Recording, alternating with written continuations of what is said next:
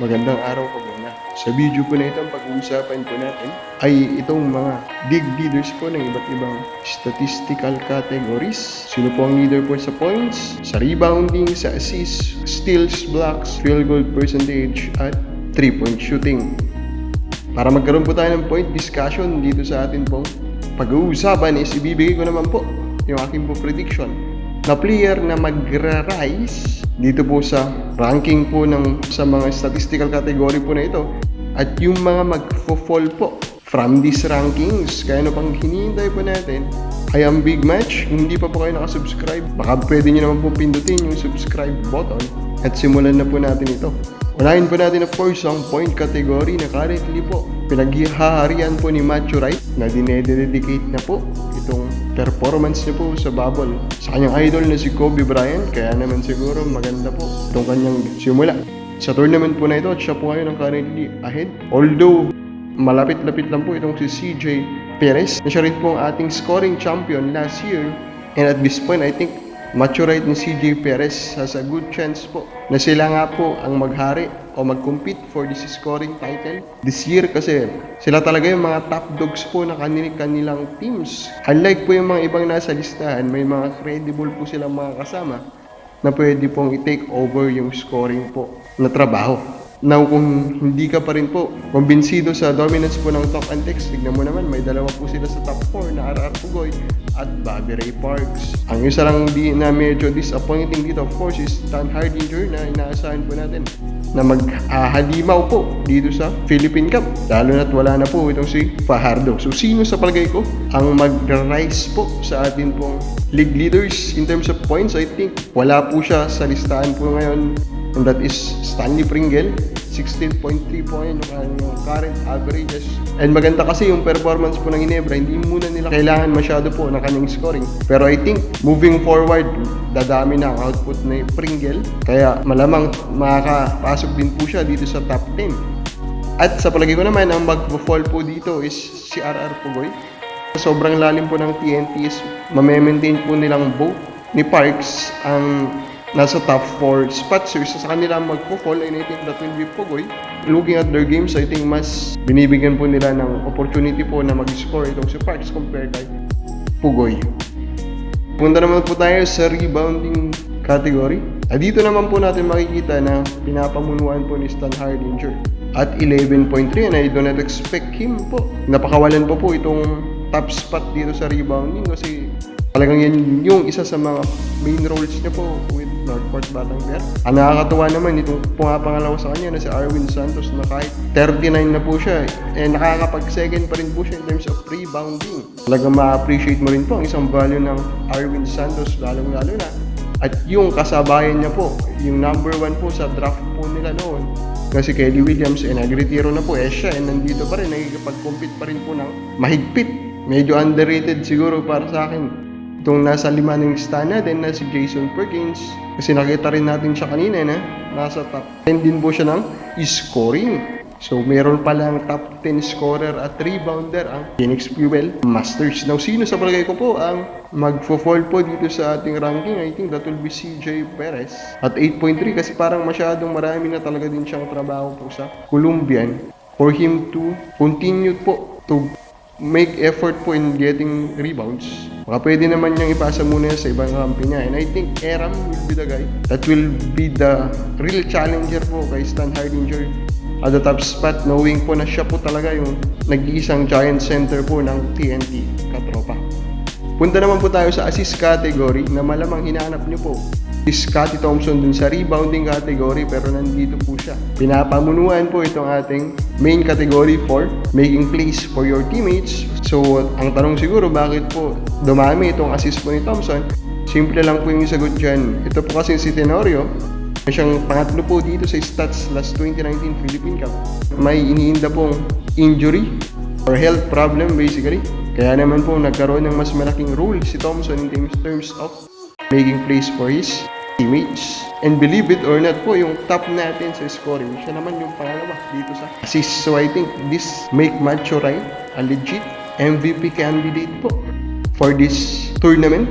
Kung makakapasok po ang Phoenix sa ating playoffs. By the way, nakaka-amaze na nasa top 5 natin is isang sentro na si Stan Hardinger. So mali din siguro talaga sabihin na hindi po niya namimit yung hype kasi pangatlong kategory na po niya ito na nasa top 10 sentro pa po siya, nakaka 4.5 po siya na assist.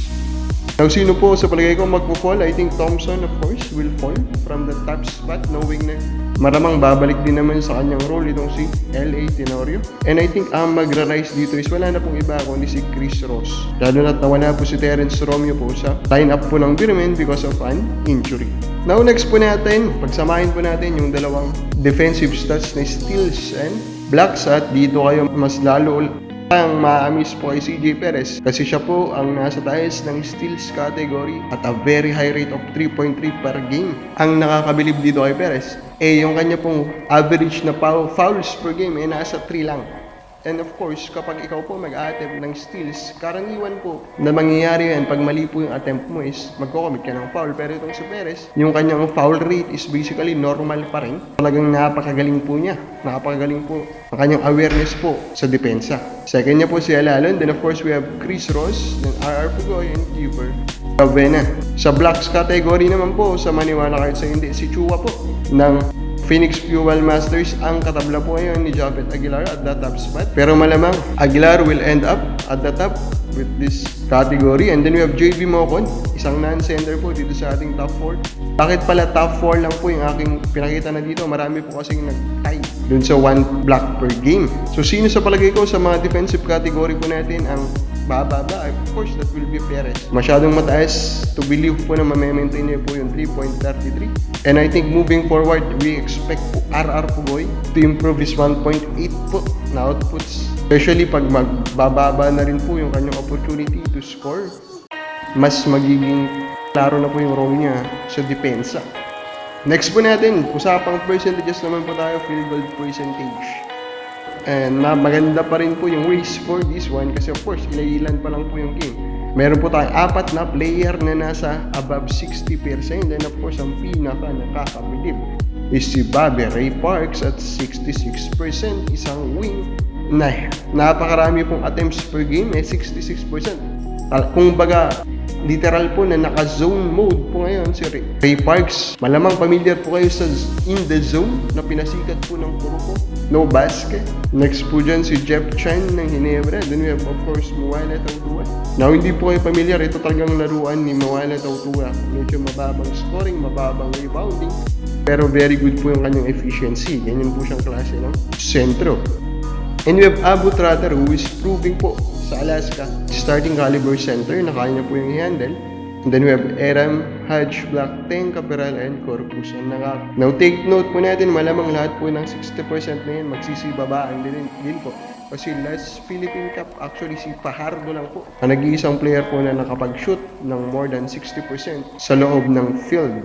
I think si Jeff Chan po ang bababa dito sa ating ranking po na ito, knowing po na isa po talaga siyang shooter at malamang pag dumami na po yung kanyang attempts from beyond the arc is bababa na po itong kanyang overall field goal percentage. And Aguilar naman po yung sa palagay ko is aakyat dito sa ating top 10 knowing po ng kanyang role sa offense. He's a finisher and his usual looks po are high efficient shots created by his elite playmakers Stanley Pringle, Scottie Thompson, and L.A. Tenorio. Last but not least nating titignan is of course 3-point shooting. At titignan po natin yung tatlong areas po yun. 3-point efficiency, yung 3-pointers made per game, and of course 3-point attempts per game. Kasi lahat yan is in a way importante po in providing spacing for your team and in scoring of course. Nakakagulat dito is ang head po ngayon ng efficiency from beyond the arc is Prince Caperal at 65%, and that is a very high mark for a center. Malamang hindi po niya yan ma-maintain, pero we will see kung saan naabot po itong shooting ng isang Prince Caperal. 4 na laro na po is na-maintain pa rin naman niya po at a good rate. Parks again, imba mode talaga ngayon itong si Bobby Ray Parks. Napakadami niya pong attempts per game, pero still nasa 60% po yung kanyang efficiency. And then another center, Justin Chua. At dito nyo siguro marirealize na ito pong Phoenix Fuel Masters may have built an underrated big trip of Jason Perkins, Macho Wright, and Justin Chua. Ilang beses na po natin nakita yung tatlong yan sa ating mga top 10s dito sa ating statistical categories at hindi pa natin binibilang dyan, of course, si Calvin Abueva. Then we have famous shooters Marshall Lassiter, Alain Maliksi, and Paul Lee. Doon naman po sa attempts, si RR Pugoy po yung nanguna at 11.3. And again, and take note yung efficiency niya po 44% din po. And Paul Lee at 9.5. So ito yung si RR Pugoy, Paul Lee, nasa mga clay level zone po sila ngayon ng kanilang 3-point shooting. Sandamak-mak na attempt at napakagandang efficiency. Kaya naman po napakagandang spacing po ang bigay nila sa kanilang mga kakampi. And then lastly po, 3-pointers made per game si Pugoy. Sa maniwala kayo sa hindi. Nag-average po ngayon ng 5 mix per game. Yes, 5 3-pointers po ang naipapasok niya per game. Yan current ng average. At hindi naman po masyadong nalalayo itong si Lee. Naimba pa rin po yung almost more than 4 3-pointers per game po. And we have Parks, Wright, Lassiter. And then of course nakakabilib po na breakout player po ng Ginebra na si Prince Capiral. So yan na nga po ang ating mga leaders as of October 22, 2020. Sa palagay niyo po, sino po ang makapag-maintain ng kanyang current ranking at sino po ang mga bababa? Comment lang po.